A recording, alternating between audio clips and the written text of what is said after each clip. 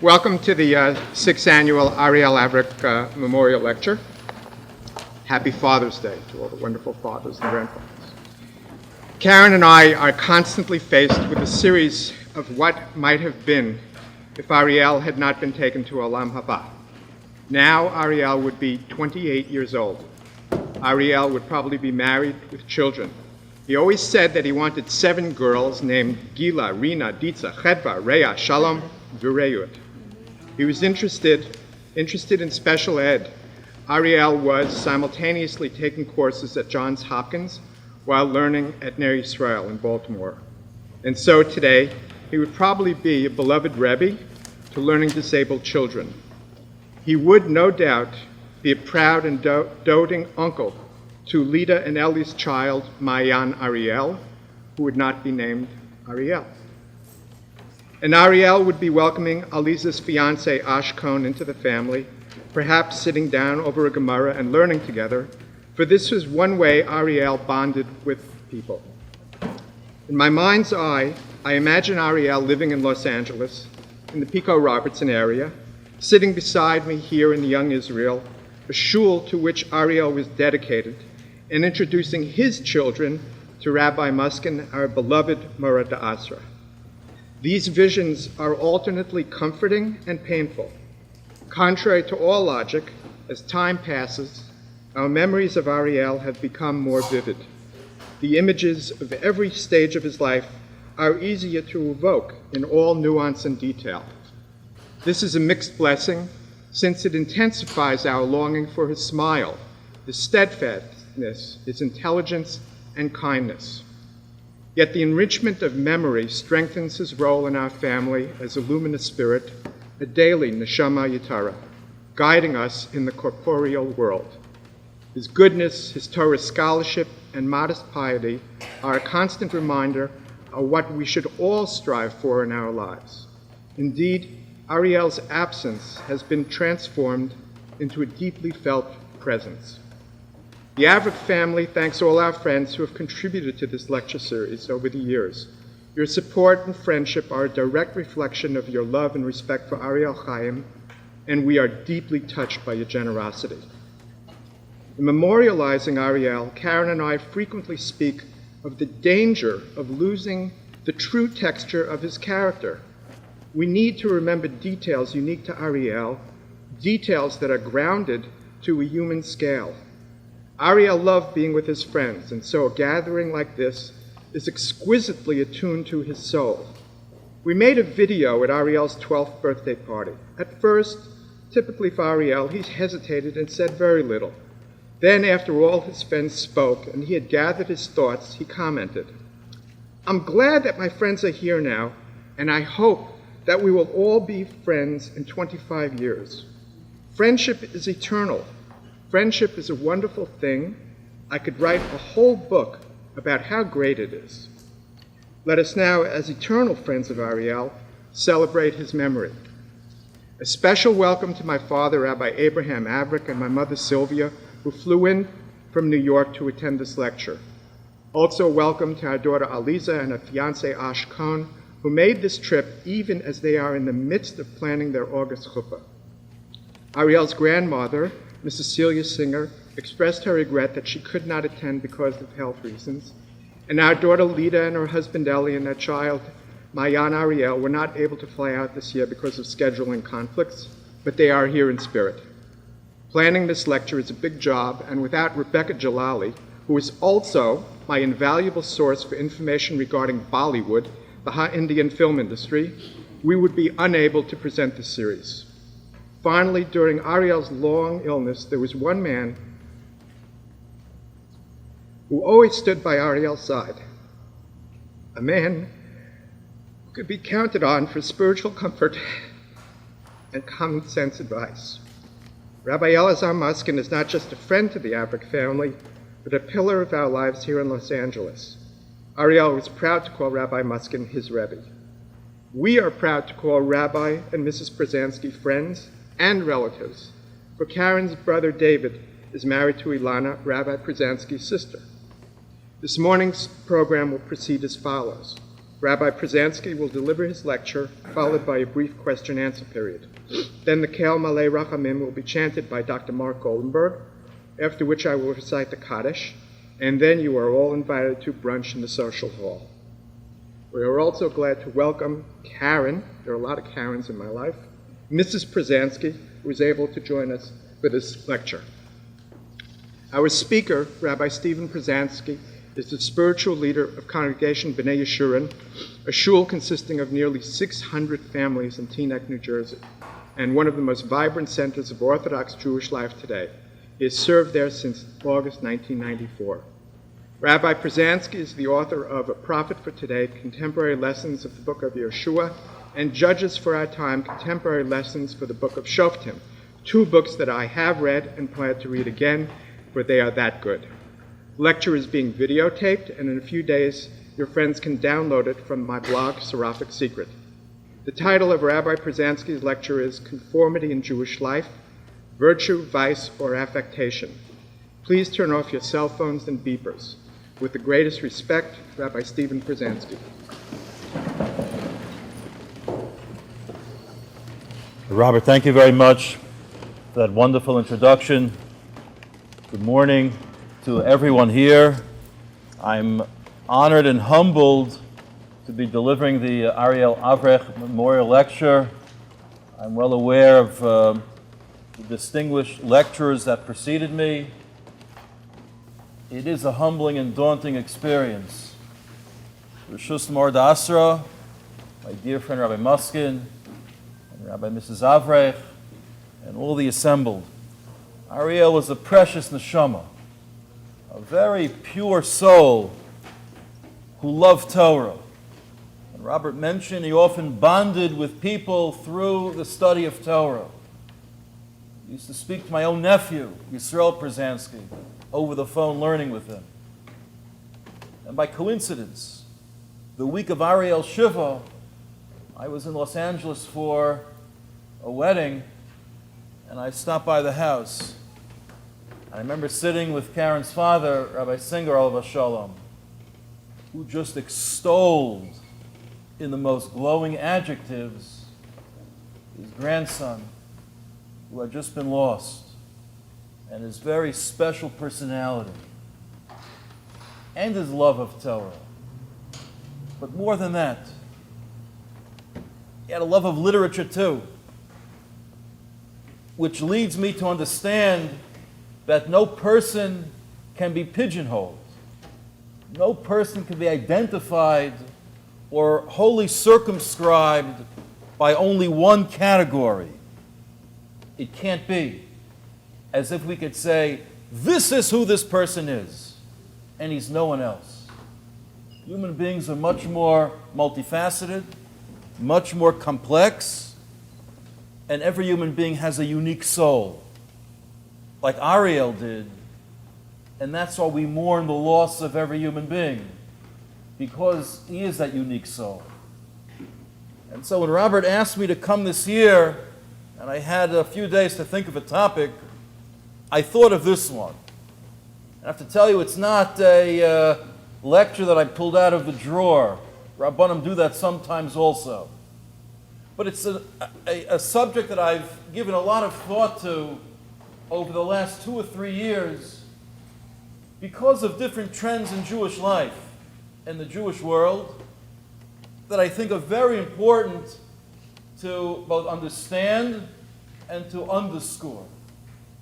Conformity in Jewish life.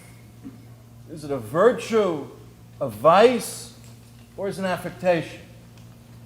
It's a virtue in the sense that it's true, our behavior is guided by the Torah, by the halachic system, to the outside world especially, very often. Jews will look alike and sound alike, for the most part, act alike. So there is a general conformity that does exist and that is welcome. But for some people it's a vice.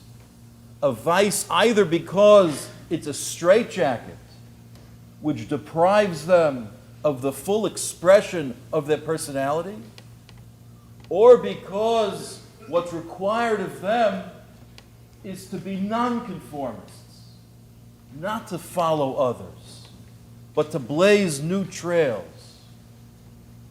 And for many people, sad to say, it's an affectation.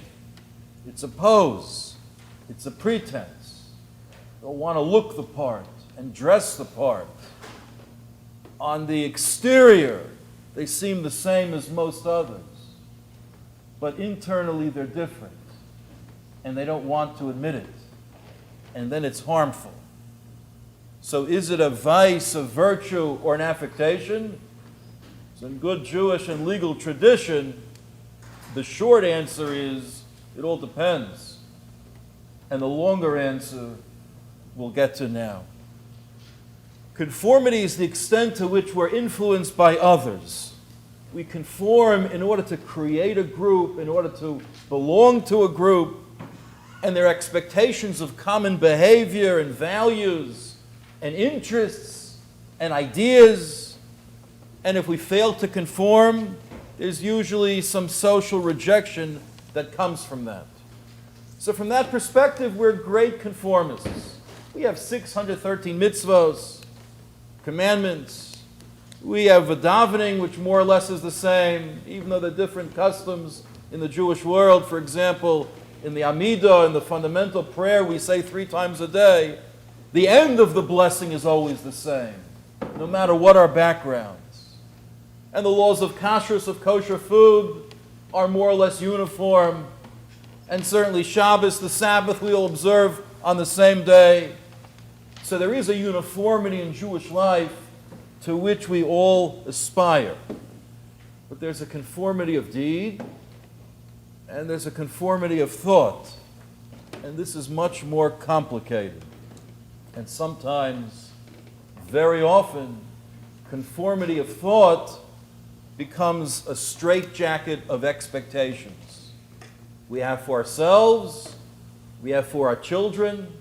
God blesses us. They go through 12 years of yeshiva education, go to Israel for a year or two, and they come back and they go to college and they marry, they have children. They marry a woman who's going to one of the therapies. That's the stereotype that we have. But it's not always true, and certainly not every Jew fits the mold. We have 31, 32 sources. If you're wondering how we're going to cover 31 sources in 40 minutes, I could tell you so am I. But it can be done. Gemara says in Brachos, Daf Nun Ches Amud Aleph, number 1. The English is underneath. Tana Rabbanon. Haroeh uchlusa Yisrael omer, a person who sees a multitude of Jews, 600,000 Jews gathered in one place, says a blessing. Baruch Chacham Harazim. Blessed are you, God, the knower of secrets, the sage of secrets. That is to say, She'ein datam domeh zeh lo zeh. You have these multitudes of Jews, and their minds are not similar to each other. They don't think alike. Ve'ein partzufeihen domin zeh lo zeh. Nor do they look alike. We posit, just like no one looks the same as anyone else, so too no one thinks the same as anyone else. If you look around the room, no one is even dressed the same. Everyone is a unique creature. And Rashi says in number 2, Chacham Harazim, the sage of secrets, Hayodea Masha Balev Kol Elu. God is the one who knows what's in the heart of every human being, and knows that every human being is unique. Every human being is different.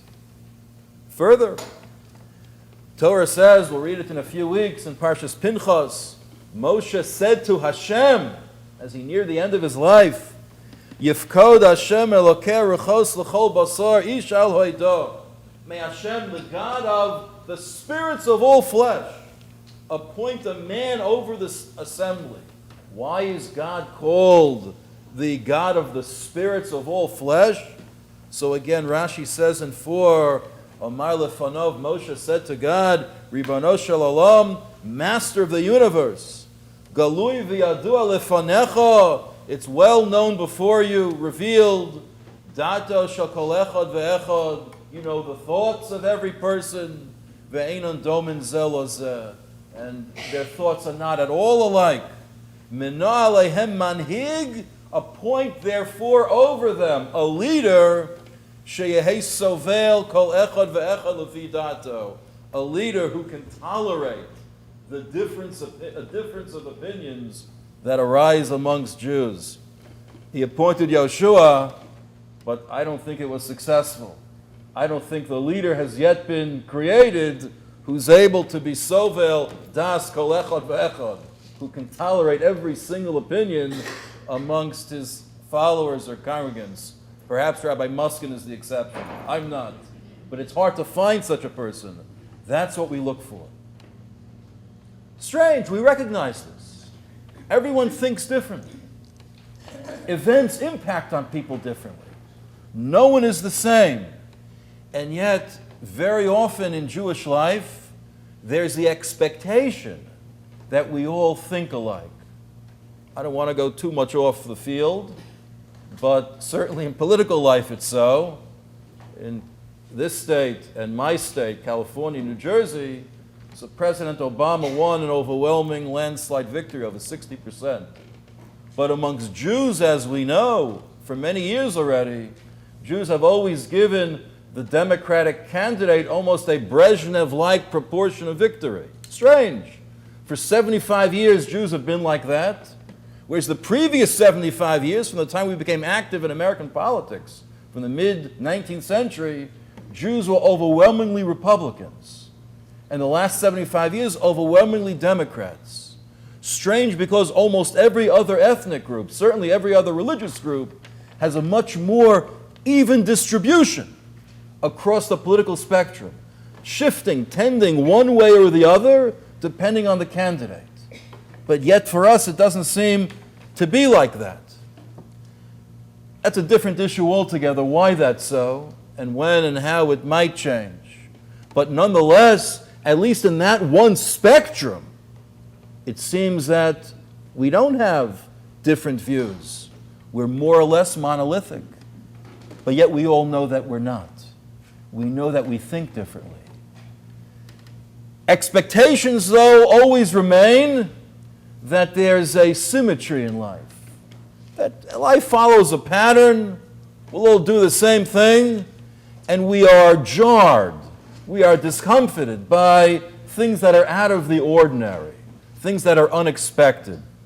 I'll give you an example. I did a riff a few years ago about the modern dating scene in Jewish life, and I presented my audience with three possibilities, three shidduch possibilities. One was a man in his 60s who'd never worked a day in his life, never left the parental home, and is not on speaking terms with his only sibling. The second was a young man, self-absorbed, possessed, essentially disowned by his family, had a prison record as well. And the third was adopted and raised by non-Jews, accused of murder, was a fugitive for over 40 years, and now he's eligible to marry. Or D, I'll keep looking, see what else the field has to offer. And of course the answer is D. But the first three individuals rejected were Yaakov Avinu, Yosef HaTzadik, and Moshe Rabbeinu. Jacob, Joseph, and Moses. Those were the thumbnail sketches of those three personalities when they entered the shidduch market. So in fact, by contemporary standards, they're not very shidduch worthy. They're unconventional. Great people almost always live unconventional lives. That's the norm. We don't like to look at it that way. Someone once said that people admire live conformists and dead nonconformists because we strive for a certain conformity. But the greatest of our leaders, in fact, the greatest people, are almost always nonconformists. Rabbi Yisrael Salanter, Rav Kook, Rav Soloveitchik. All of them were trailblazers. All of them departed in some aspect from what came before. In line, lahavdil, with what President Kennedy once said, that his conformity is that jailer of freedom and the enemy of growth. When we conform for the sake of conformity, we lose a lot of ourselves, and we're less able to contribute to the world at large. That's because we all have minds, and we're all fundamentally different, and intentionally so. God made us fundamentally different. There is one model in the Torah of conformity, of outright, undiluted conformity. And that's in source number 5. And that's the great city-state of Sodom, which was destroyed. So the Gemara says in Sanhedrin, Daf Kuf Tes Amud Beis, what was Sodom famous for? So the Gemara says, Havyele Pur Yisa. In Sodom there was a certain bed, to have a magnei ala orchin. On that bed they would have guests sleep. The bed was one size, and one size had to fit all. Kimarich, when a guest was tall, Gaizile, the Sodomites would cut off his legs so he'd fit the bed. Kigutz, if the guest was too short, Matchinle, the Sodomites would stretch out his limbs so he'd fit the bed. They were destroyed in any event, and current hotels are much more compliant with the needs of the guest.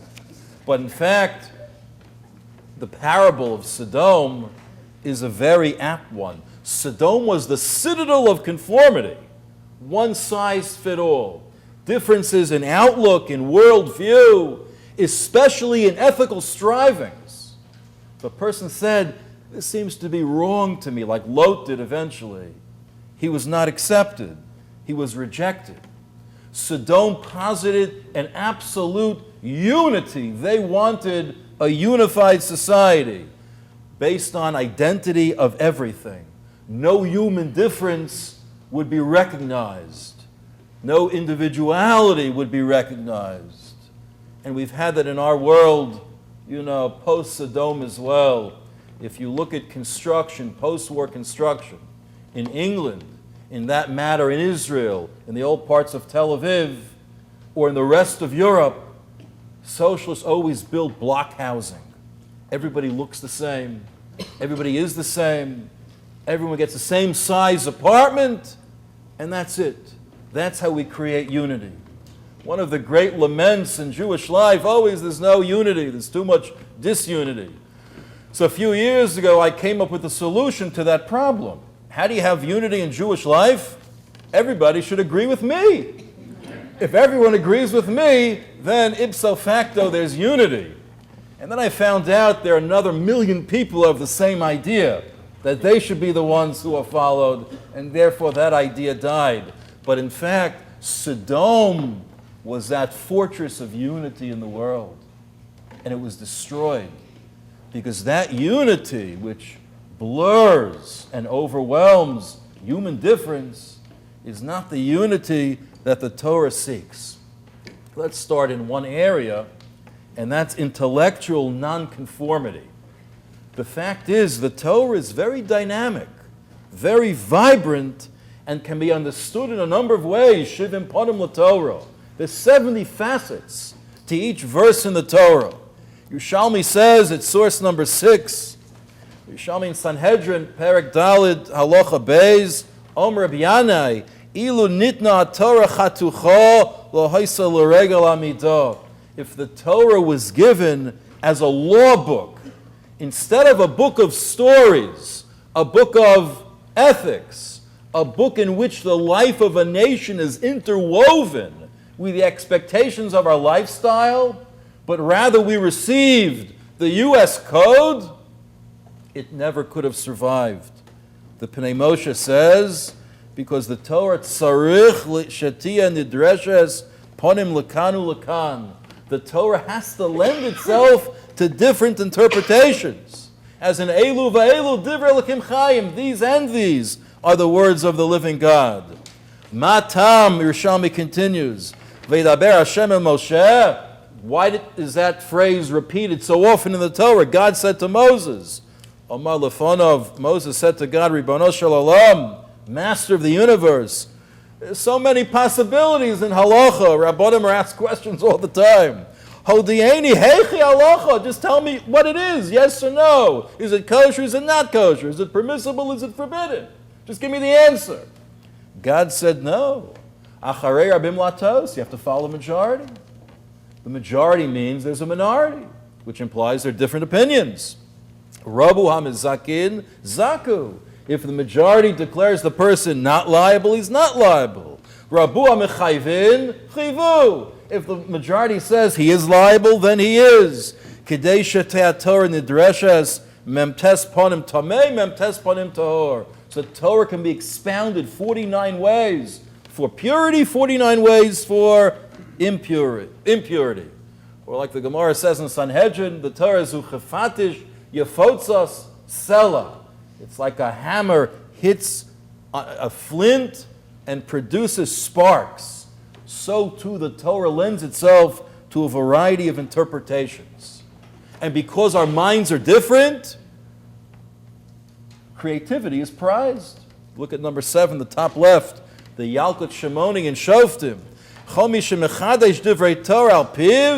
Whoever is creative in Torah, who says a new idea, maybe it's not necessarily new, it's new for him, new for the audience. It's as if he's relating what he's heard from heaven directly. That's the value of a new idea. And the Gaon Mivilna said that's the definition of a chacham, of a wise person. Mitzvos are finite. It's a limited range of flexibility in halacha. Mitzvos are finite like the earth. But the Torah is keneged shamayim, the Gra said. The Torah corresponds to the heavens. The heavens are infinite. So we can never suppress a person's mind. It's a beautiful introduction that the Orach Chaim HaKadosh, Reb Chaim Ibn Attar, great Moroccan Jew, went to Israel in the early 1700s, died at a relatively young age, wrote a commentary on the Torah. I have it number 8, and he says, by way of explanation, before he starts his commentary, second line, V'lefamim emshoch bekeses hasofer b'pashtei aksuvos b'derech mishuneh midrashas chazal. Sometimes I'm going to move my quill, meaning write, in a different way than the sages understood the pasuk, the verse. Ukvar gilisi daiti, I've already explained, she'ein ani cholek chas v'shalom al rishonim, afilu k'malom nimo. I don't differ with them at all, even by a hair's breadth. Ela sharashus nisuna ledorshei Torah leovda ulezora or zorua latzadik, but rather permission is given to the expounders of Torah to work the soil, to nurture it, to develop, to extract from the Torah every possible idea. Rak lidvar halacha el asher yiyeh shoma haruach asher tichnu rishonim achareim lo yishanu gam lo levados midas enosh dvarim chadoshim asher lo sha'arum nochlei Torah. Except when it comes to halacha, and we can't just create or innovate on our own. There, like any legal system, we have to look for precedent. We have to see what came before us. It's very easy to say no. These days, very easy to say yes. You just say it, and people follow you. Get a lot of public acclaim. But you have to see what the precedents hold. That's in terms of behavior, in terms of deed, because we can't have that great a divergence in how we act, or we're not a people. But in terms of thought, there we have no limitations. There a person looks at the Torah in line with his or her own background, own capabilities, and a person is able to mine the Torah for all the precious insight. Halacha has rigorous criteria, two of which are not whatever makes me happy I'll do, or We must follow the cultural trends in society. Those are not the criteria. But in terms of understanding the Torah, God's message, and transmitting it, and relating it to current times, then the Torah really is infinite. It's an open book that speaks to every generation. That's in terms of thought.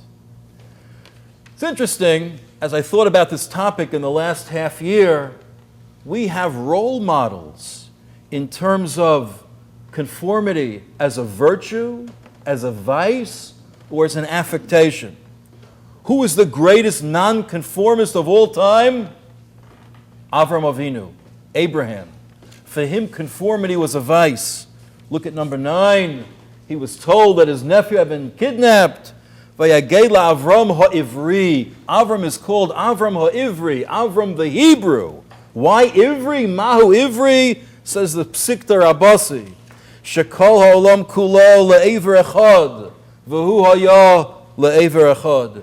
The whole world was literally on one side of the river, and he was on the other side of the river. He stood against his entire generation. V'haya ohev HaKadosh Baruch Hu v'ovdo. And he served God and he worshiped God. And therefore God called him Ivri, the Hebrew, the one who's different. Avram's the great nonconformist. Who's the great conformist? Yitzchak. Look at number 10, the translation in 11. Yitzchak followed his father. Yitzchak, insofar as is humanly possible, walked in his father's footstep.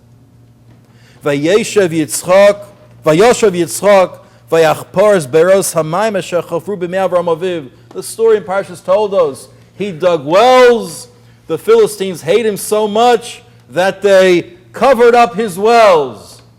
The wells benefited them also. Why would someone do such a self-destructive act in the middle of the Middle East?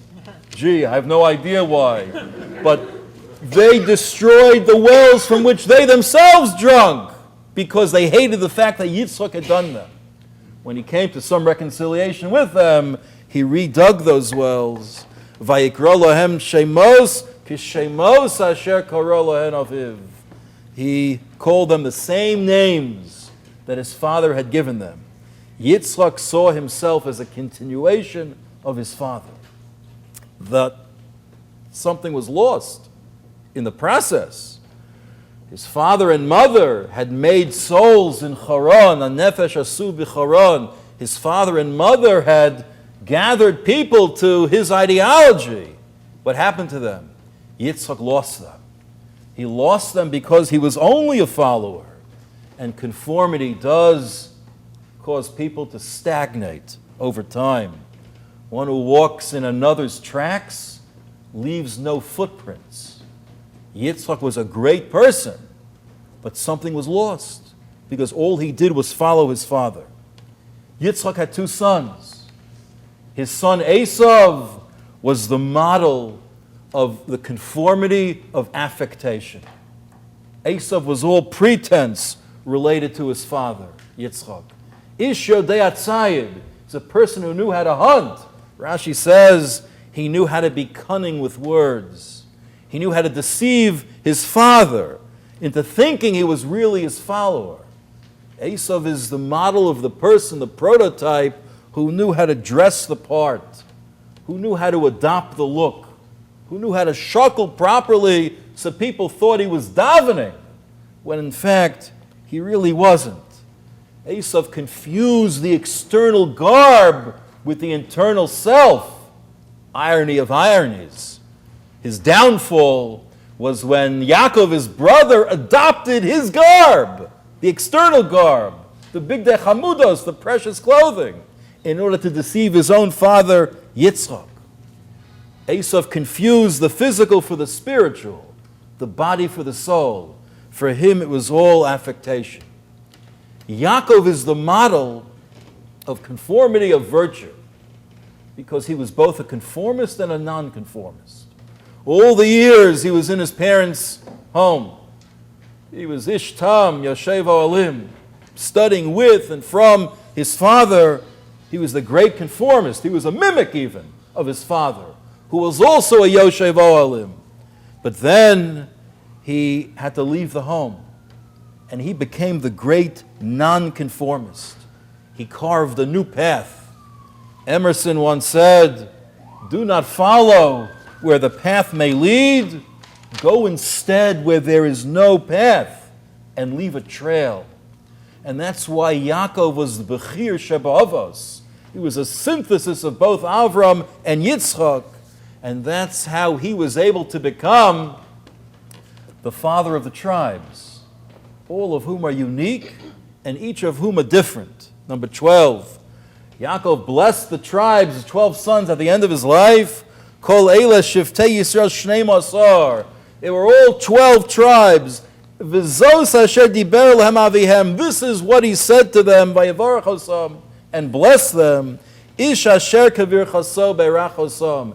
Each one received a unique blessing. And Rav Hirsch says in number 14, they each received a unique blessing because each of them were different.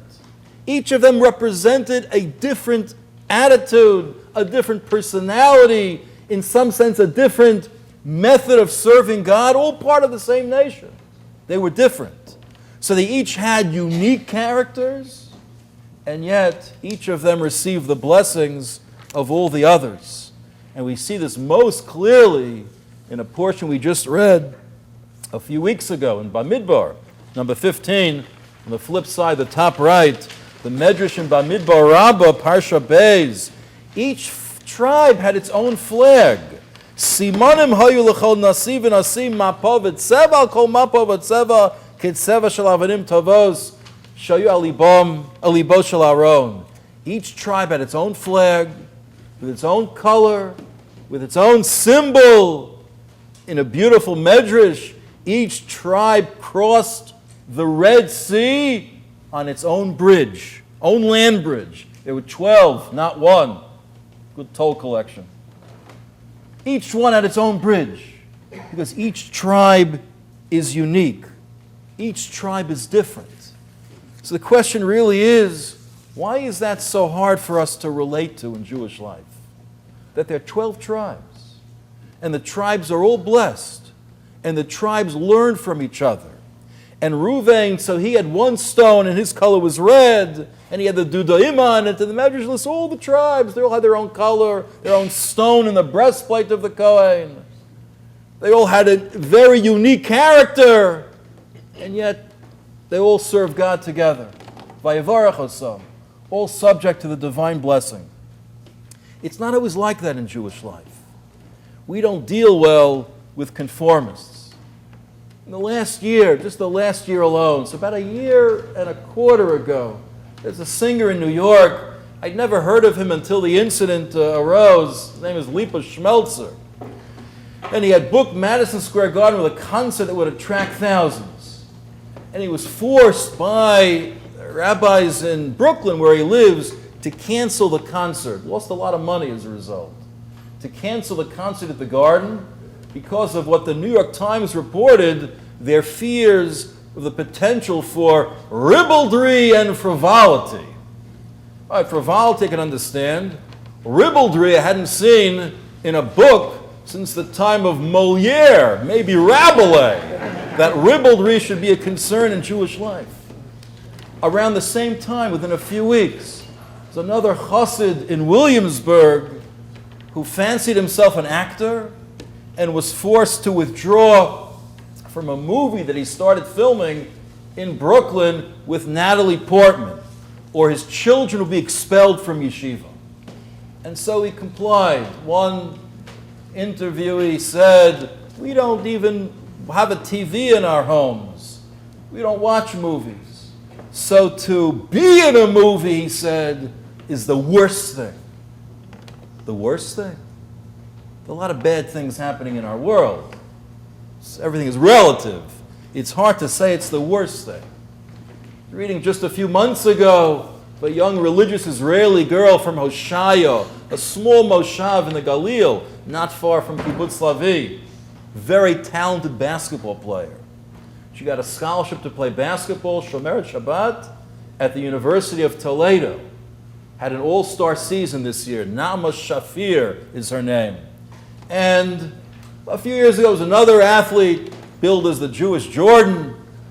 Tamir Goodman didn't turn out to be the Jewish Jordan. Maybe Abe Jordan, not Michael Jordan. But nonetheless, the same thing. They're able to comply with Shabbos, able to realize their dreams without having them stunted. H.L. Mencken, that acerbic commentator on American life and a Jew hater to boot, once said that wants to find Puritanism as the haunting fear that someone, somewhere, may be happy. We have our own Puritanism in Jewish life as well. And the truth is, Puritans have an absolute right to live that way and even to command our respect. Anyone has the right to look at halacha and say, I will be more stringent than the law requires. We're allowed to do that. There's the din, the law. Anyone can go lifnim mishuras hadin, beyond the letter of the law. Would that it applied in financial and ethical matters more than in personal tastes, but that's a separate point. The danger is that to many, many people, every new stringency, even the personal proclivities of a small group, becomes the din, the law, the new law. And anything that smacks of ribaldry or frivolity or even bittul Torah, broadly defined, becomes forbidden. And then it becomes forbidden min Torah, based on Torah law, and not merely local custom. We have our own Puritans in Jewish life. And very often there's a discomfort with people who are different, who have unconventional desires. How do we deal with that? Clint Eastwood, the great sage of this state, said famously, I can't imitate him, I have a reverence for individuality. The question is the Jews. Do we have a reverence for individuality?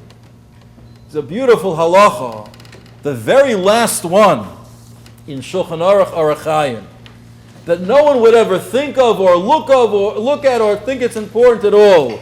It deals with the most minor of minor festivals, Purim Katan. If it's a leap year, we observe Purim in the second Adar, so we're supposed to rejoice in the first Adar as well. 2 days Purim Katan. So number 16. On those days we don't say Tachnun, they're festive days, and the Ramah says, Yesh omrim shechayiv laharbos b'mishta v'simcha b'yudalad sheba'adar rishon. That those who say we have to have a feast even on Purim Katan, on small minor Purim, they know came. That's not our custom. Mikol makom. Nevertheless, yir bektsas b'seuda kedei lotzeis yidei hamachmirim.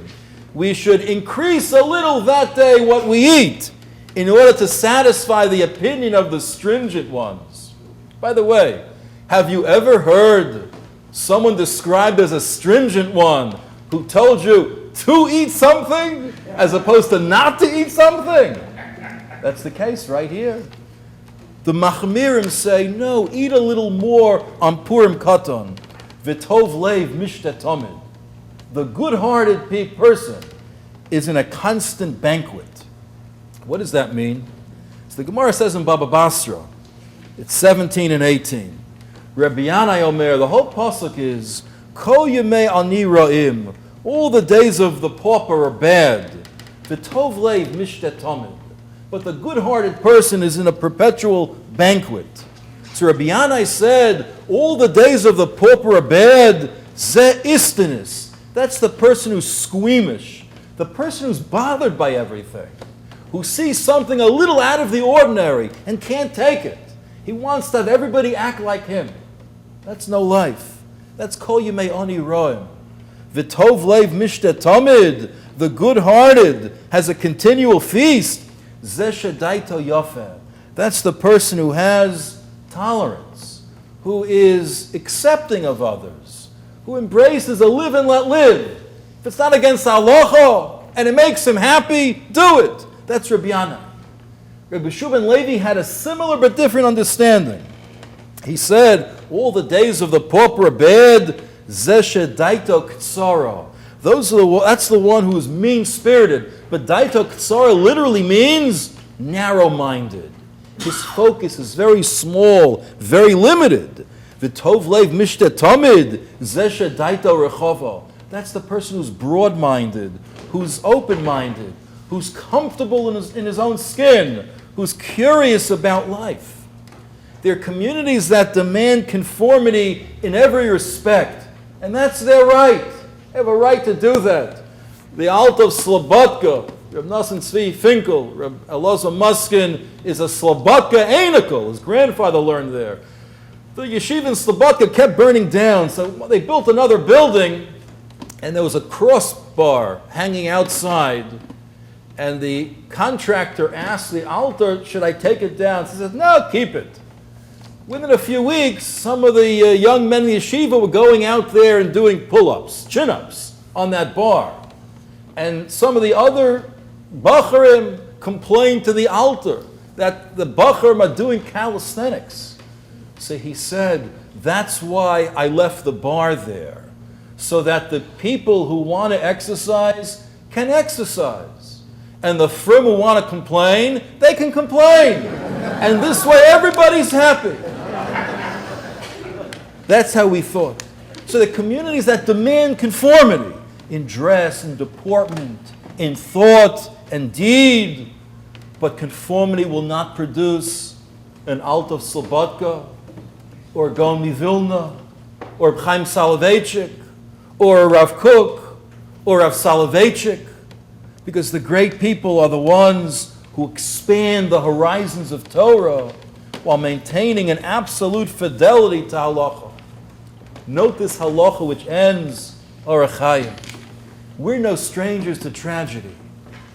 No person is really, because we all endure things in our lives that we'd rather not. There's always a point in life we say, I have what I want, I just hope it remains the same. And yet it never does, because that's what life is. And so the halacha tells us, even on Purim Katan, satisfy the opinion of the machmirim, the stringent ones, who say v'tov leiv mishte tamid, the stringent ones who say, because life is what it is, seize every opportunity you can to rejoice, to be in good spirits, to be at peace with the world, and not always on edge. Take advantage even of Purim Katan, for God's sake.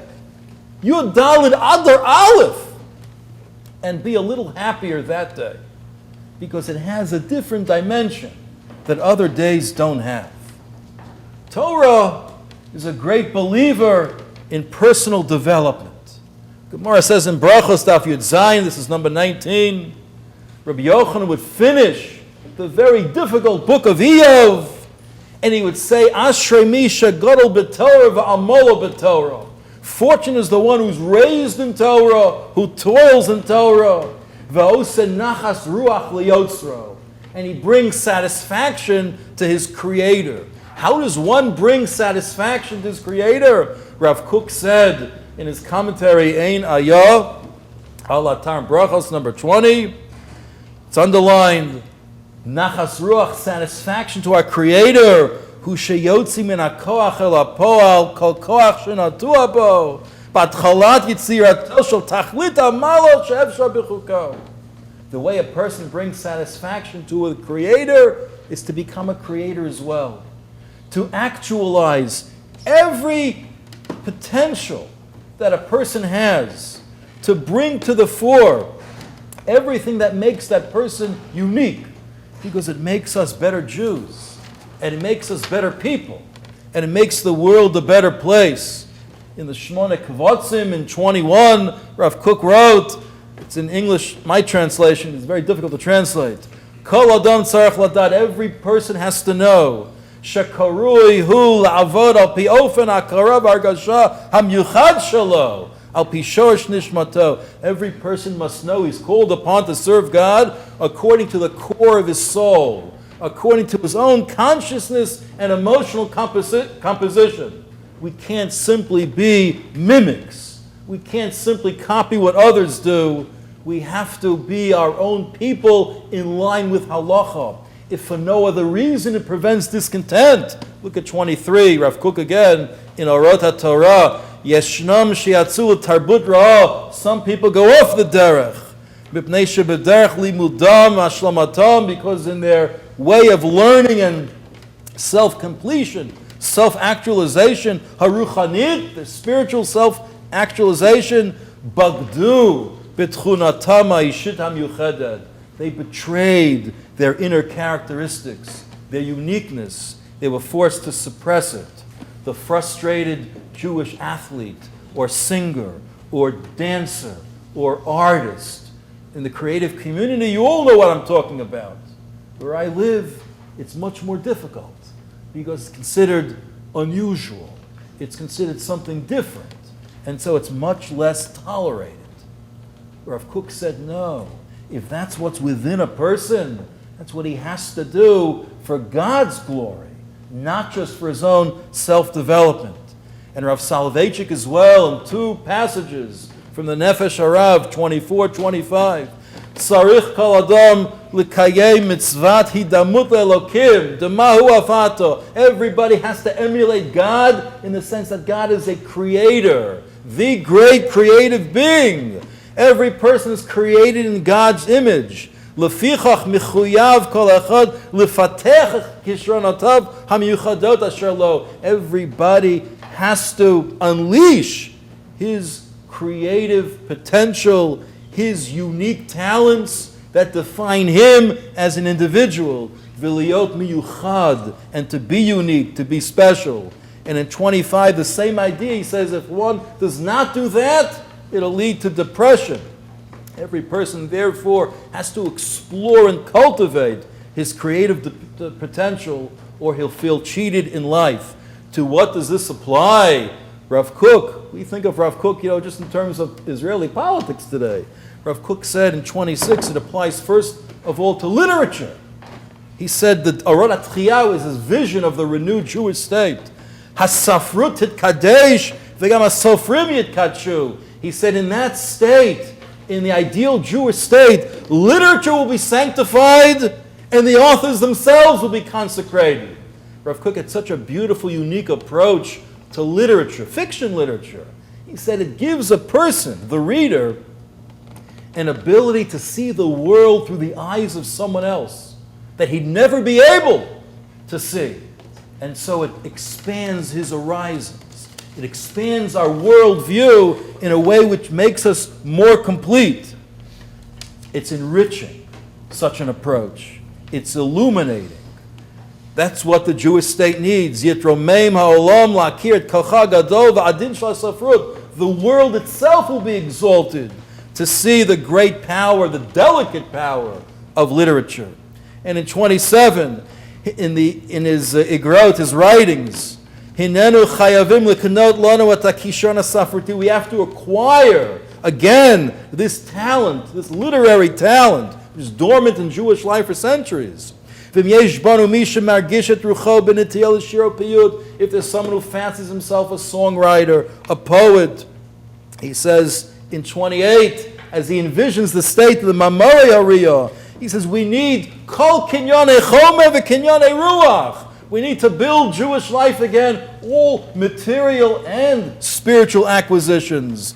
We need ikarim, karmim, yogvim, chodzvim, bonim, pasalim, moshchei shevet, sofrim, v'chol minei amanim shonim. We need farmers and vintners and sculptors and builders and writers and all sorts of artists. Rav Kook lamented for centuries. Literature disappeared from Jewish life. Art disappeared from Jewish life.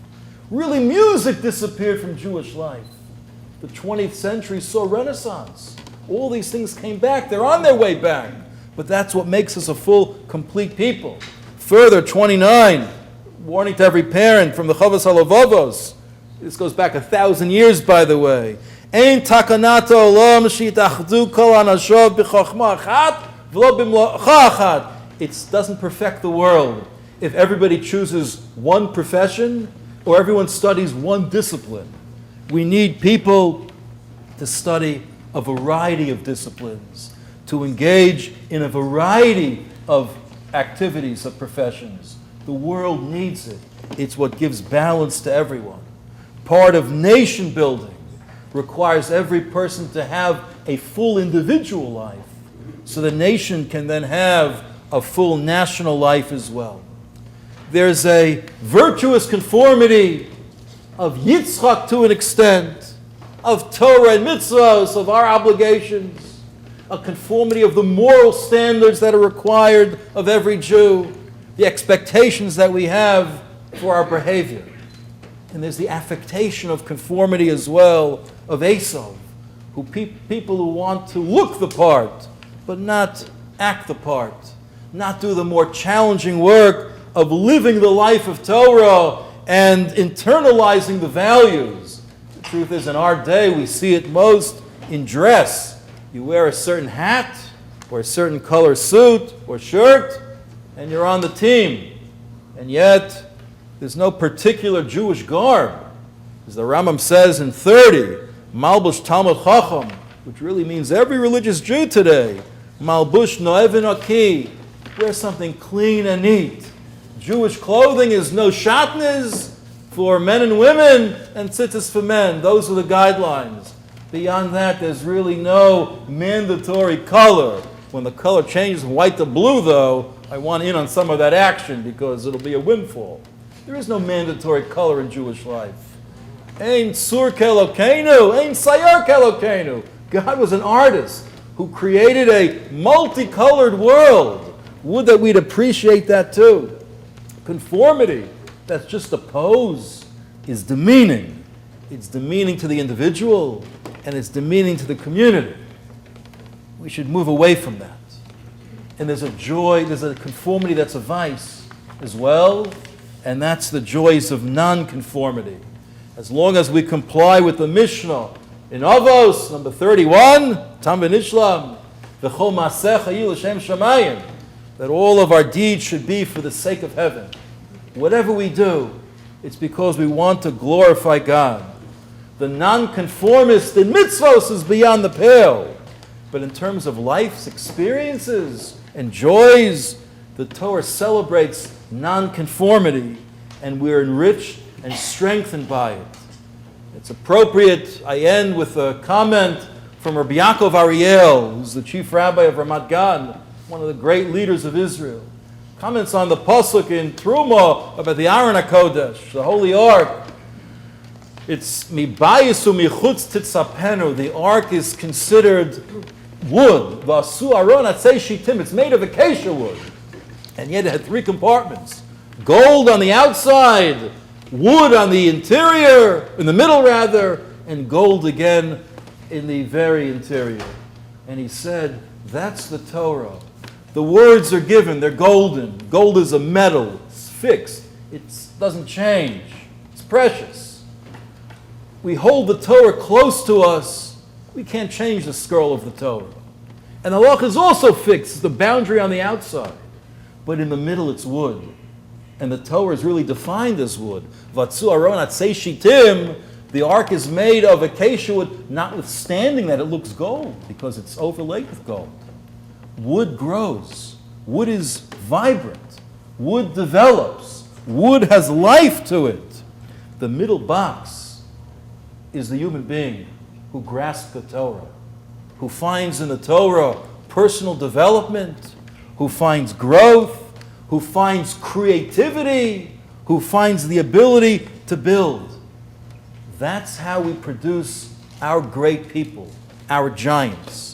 That's how progress is made. That's how we experience the Tov Lev Mishtet Tomid, that for the good-hearted, the open-minded, the tolerant, the easygoing individual, life is a feast. That's our uniqueness. That's what makes the loss of every individual so painful.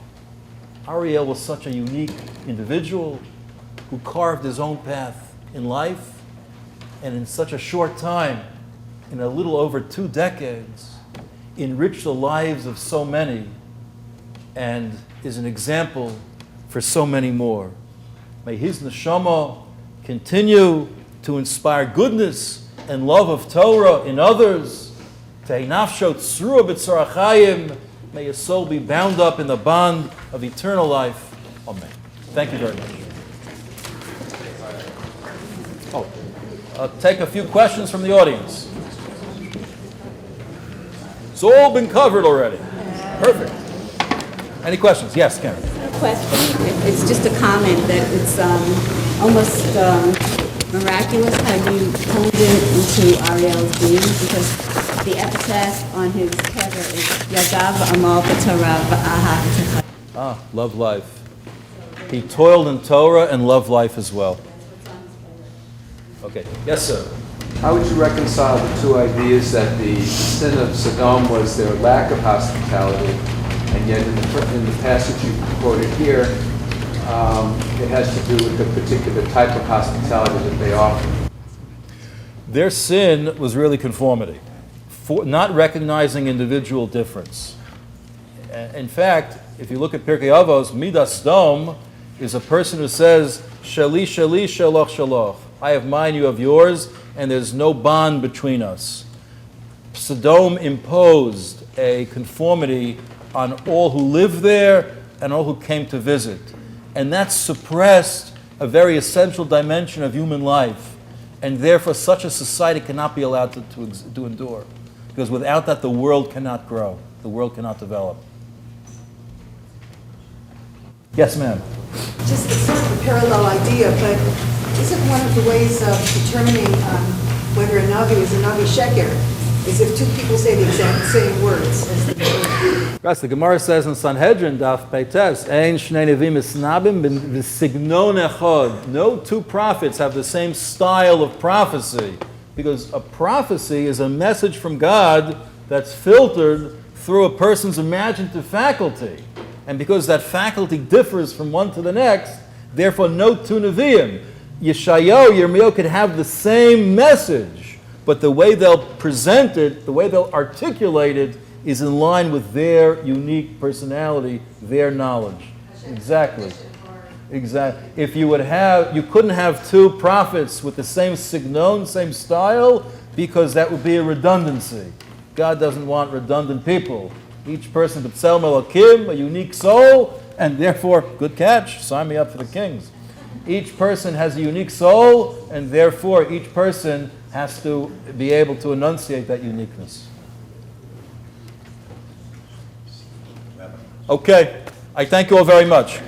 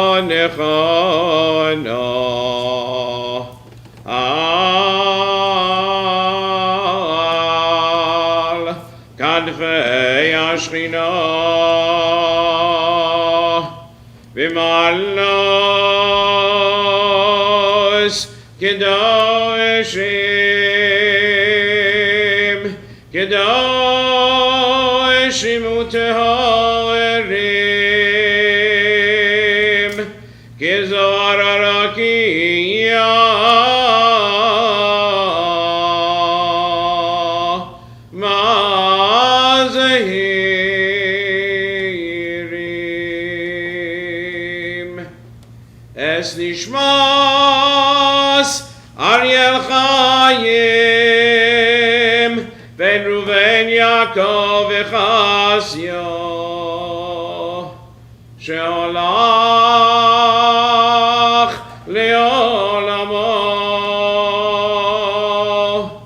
Vavor Shemishmachto V'chaverov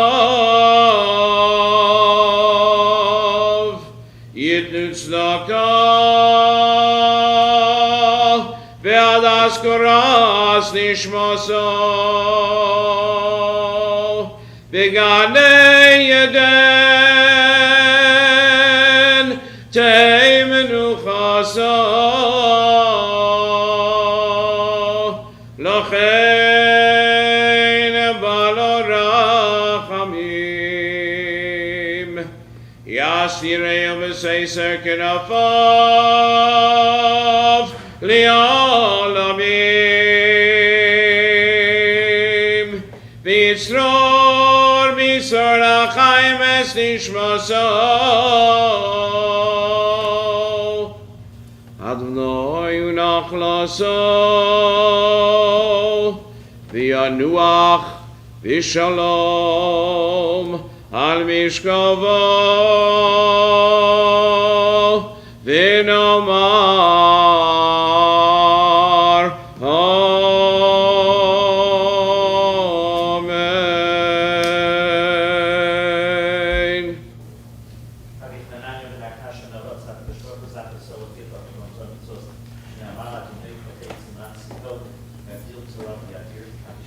Yiskadal v'yiskadash me'rovach. Yalmad v'racher tevya mechotei. Aychanav yamechanav chayet chol Beit Yisrael v'agalah. Zman karev yimru amen. Yesh me'rava mevarach ve'olam umei almaya. Yivarach v'yishtabach v'yiparag v'yikramam v'yipasei. Yitadar v'yitaleh v'yitalal shmedekar shabrichu. Le'elam mikol birchata v'shirata tishbachata v'nechamata damiran v'alma v'imru amen. Yisrael v'al-Rabbanan v'al-Talmidehon v'al-Kol Talmidei Talmidehon v'al-Kol Mandaskin v'oreta diva atra haden v'diva cholata v'atar hen lahon l'chol shlam v'rabba china v'chista v'rachamin chayina v'rechin mizinei v'yichei v'orkana bin kadam v'hundi v'ishmaya v'imru amen. Eishlam v'rabba v'ishmaya v'chayim aleinu v'al-Kol Yisrael v'imru amen. V'aseh shalom b'mramav hu b'rachamav v'aseh shalom Aleinu v'al Kol Yisrael v'imru amen.